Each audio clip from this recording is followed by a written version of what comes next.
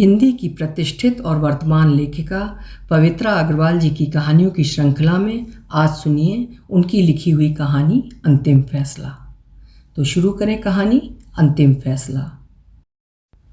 बिना किसी पूर्व सूचना के अचानक अपनी माँ को आया देख मैं चौंक गई। वो 2 घंटे का बस का सफ़र तय करके अकेली आई थी, इसलिए थकी थकी और परेशान लग रही थी। माँ, वहाँ सब ठीक तो है? आप अचानक कैसे आ गईं? आने की आपने कोई सूचना नहीं दी?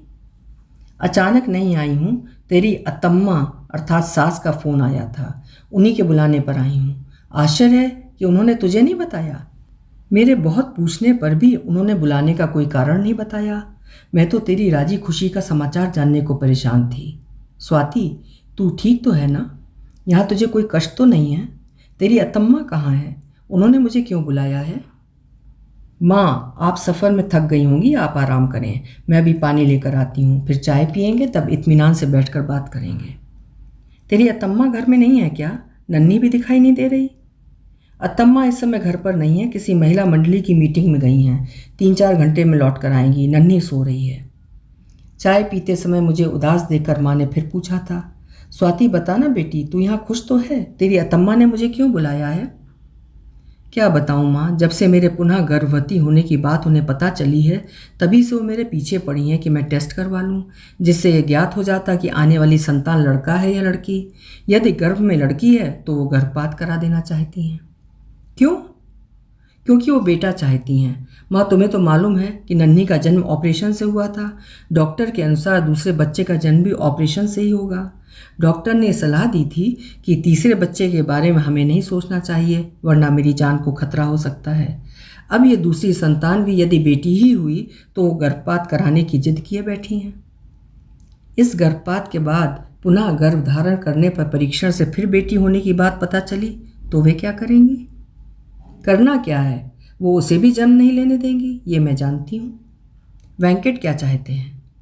व्यक्तिगत रूप से वो क्या चाहते हैं ये तो मैं भी नहीं जानती, लेकिन अभी तो वो भी मुझे यही सलाह दे रहे हैं कि माँ की बात मानकर मैं घर में आए इस तनाव को समाप्त कर दूँ। तेरी अतम्मा ने मुझे क्यों बुलाया है? मुझसे वो क्या चाहती हैं? माँ, मुझे तो ये तक नहीं बताया गया कि उन्होंने आपको बुलाया है। मैं समझती हूँ कि आपको इसलिए बुलाया होगा ताकि आप मुझे समझाएं व दबाव डालें कि मैं उनकी बात मानकर भ्रूण परीक्षण करवा लूँ और ज़रूरत पड़े तो गर्भपात भी। तू क्या चाहती है? मैंने तो साफ इनकार कर दिया। गर्भपात की बात तो बाद में उठेगी, मैं तो ये परीक्षण भी नहीं कराऊंगी। नन्ही के जन्म पर वेंकट तो बहुत खुश थे, लेकिन अतम्मा थोड़ी निराश थी। तभी उन्होंने ऐलान कर दिया था कि दूसरी संतान तो बेटा ही होना चाहिए और अब उन्हें बेटा ही चाहिए, चाहे उन्हें इस अजन्मे शिशु की बल देनी पड़े। स्वाति, तेरी अतम्मा तुझे समझाने के लिए मुझ पर दबाव डालेंगी। मैं तो बड़ी दुविधा में पड़ गई हूँ। बता, मुझे क्या करना चाहिए?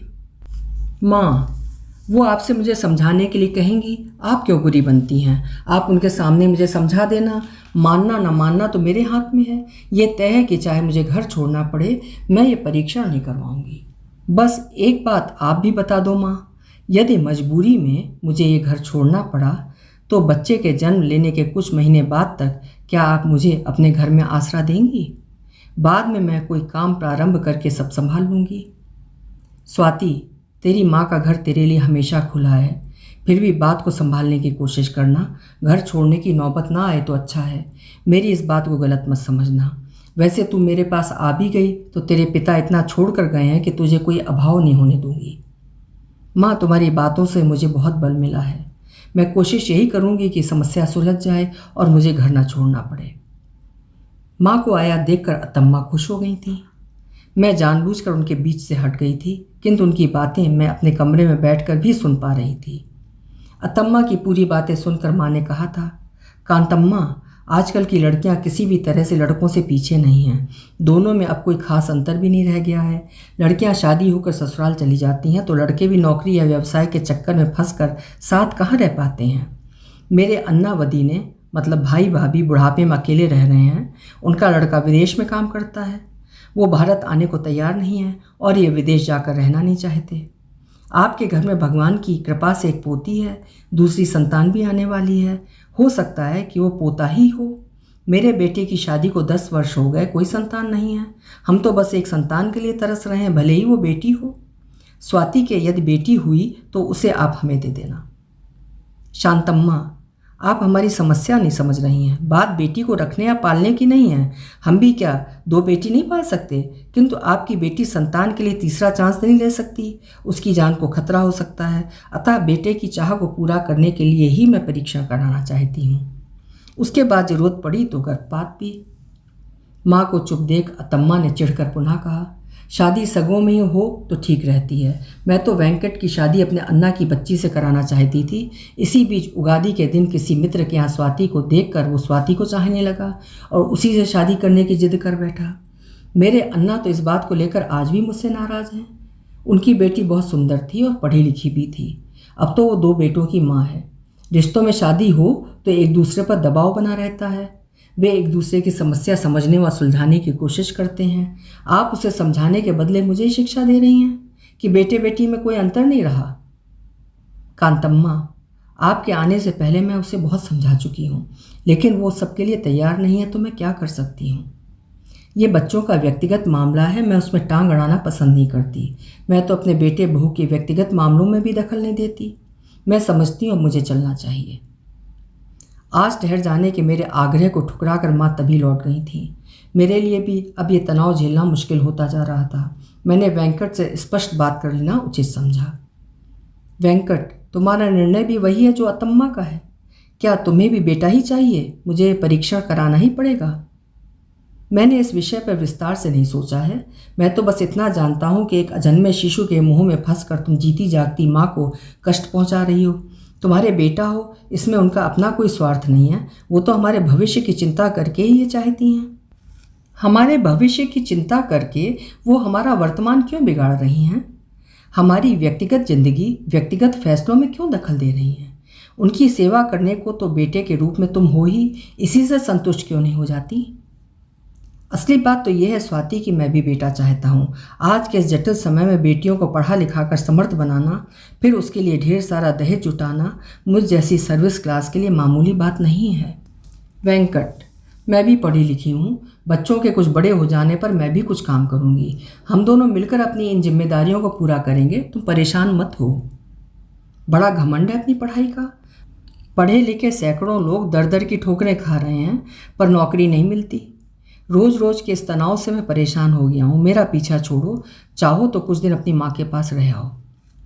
मुझसे इतना तंग हो गए हो, हमेशा के लिए पीछा छुड़ाने का इरादा तो नहीं है? मैं कुछ नहीं जानता, तुम्हें जो मतलब निकालना है निकालो। माँ के घर जाने की बात सुनकर अतम्मा ने कहा था, कितने दिन रह पाओगी वहाँ? तुम्हारा अंतिम फैसला है कि तुम परीक्षण नहीं कराओगी? अतम्मा, बेटे की चाह मुझे भी है, लेकिन इतनी नहीं कि उसकी चाह में बेटी की बलि दे दूँ। मुझे माफ़ करना, मैं ये फैसला बदल नहीं पाऊंगी। आप जब चाहेंगी मैं अपने घर में वापस लौट आऊँगी। मुझे देखते ही अन्ना वदी ने अर्थात भैया भाभी खुश हो गए। नन्ही को गोद में उठाकर ऊपर उछालते हुए बोले, अब तो हमारे घर में खूब रौनक हो जाएगी, इसके साथ खूब खेलेंगे। माँ से पूरी बात सुनकर अन्ना बोले थे, स्वाति तू परेशान मत हो, हम सब तुम्हारे साथ हैं, सब ठीक हो जाएगा। बेटा हो तो तुम रख लेना, बेटी हो तो वेंकट से सलाह करके हमें दे देना, हमारे घर में भी बाहर आ जाएगी। मेरे आने के 1 सप्ताह बाद तक वेंकट या अतम्मा का कोई फ़ोन नहीं आया। मैं दुखी तो थी ही, मन हो रहा था कि मैं भी फ़ोन ना करूं, किंतु अपने अपने अहम में फंसकर ही परिवार टूट जाते हैं। मैंने वेंकट को फ़ोन कर लिया। फ़ोन पर वो उखड़े मूड में ही मिले। नन्ही का हालचाल भी नहीं पूछा।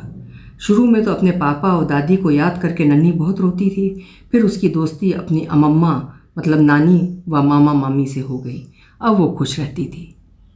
आज उगादी है। इसी दिन वेंकट से मेरी मुलाकात अपने मित्र के यहाँ हुई थी। मुझे वेंकट की बहुत याद आ रही थी। क्या उनको भी मेरी याद आई होगी? याद आती तो एक बार फ़ोन तो कर ही सकते थे। उनका फ़ोन नहीं आया तो ना सही, मैं ही कर लेती हूँ। मैं वेंकट को फ़ोन करने के लिए उठी ही थी कि तभी फ़ोन की घंटी गनगना उठी। फ़ोन मैंने ही उठाया था। कौन? स्वाति? हैप्पी उगादी स्वाति, कैसी हो? नन्ही कैसी है? अच्छा लो, पहले माँ तुमसे बात करना चाहती हैं। स्वाति अपने घर लौट आ। नन्ही और तुम्हारे बिना ये घर अच्छा नहीं लगता। वेंकट भी न ढंग से खाता है न पीता है, हरदम उदास रहता है, बहुत दुबला हो गया है, अक्सर घर से बाहर ही रहता है। कहीं पोते की जिद में मैं अपना बेटा ही ना खो दूँ। भगवान ने मुझे तो बेटा दिया है, अपनी संतान के लिए फैसला करने का हक सिर्फ तुम्हें है। तुम्हारा निर्णय ही अंतिम होगा। बस अब तुम लौट आओ। लो, वेंकट से बात करो। स्वाति, मैं तुम्हें लेने अभी आ रहा हूँ। पुरानी बातों को भूलकर उगादी के इस नव वर्ष में हम पुनः नई आशा और नए विश्वास के साथ जीवन जिएंगे और एक साथ मिलकर उस नए पुष्प का इंतज़ार करेंगे जो हमारे घर आने वाला है। खुशी से मेरे नयन भर आए थे और वाणी अवरुद्ध थी। मैं इतना ही कह पाई, आ जाओ, मुझे तुम्हारा इंतज़ार रहेगा। भाभी के हाथ से रंगोली के रंग लेते हुए मैंने कहा, आज पूरन पोली और पचड़ी बना लो, दरवाजे पर रंगोली मैं बना देती हूँ। स्वाति, आपको खुश देखकर हम बहुत खुश हैं। रंगोली के रंग तो आपके चेहरे पर बिखरे हैं। भगवान करे आप सदा ऐसी ही हंसती रहें।